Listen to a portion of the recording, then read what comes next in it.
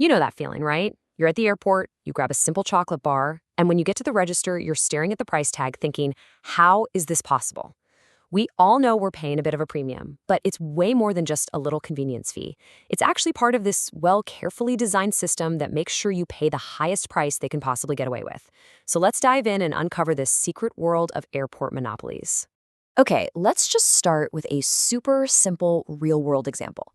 Just look at these two prices for the exact same chocolate bar. Outside the airport, it costs a couple of bucks, totally normal. But once you're inside the terminal, bam, it's more than double the price.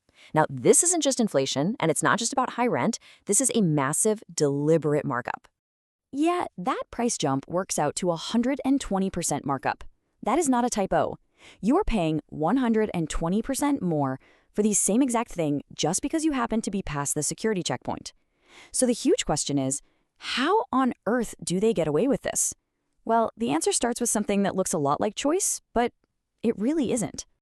So, when you walk through an airport terminal, you're usually hit with this big, bustling food court that seems to have a ton of different options.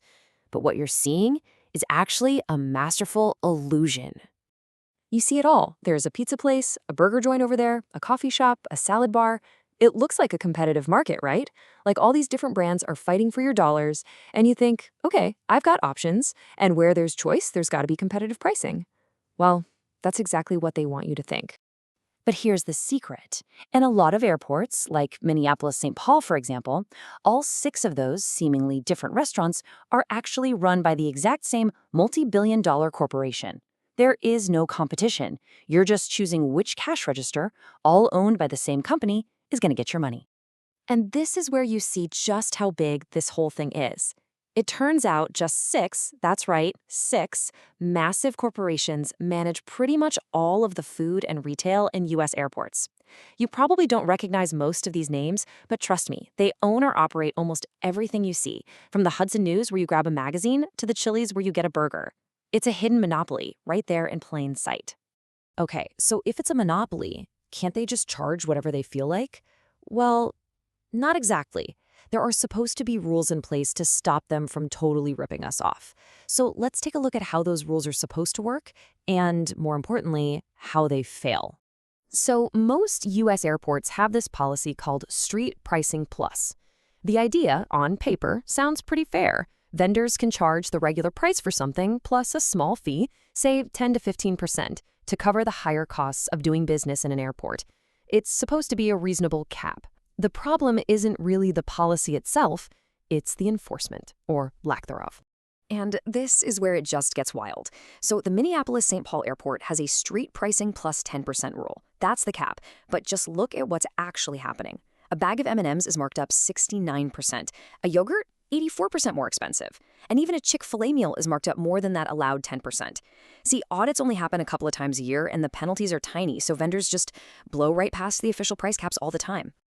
Now, this system didn't just pop up overnight. Airports weren't always designed to be these giant, expensive shopping malls.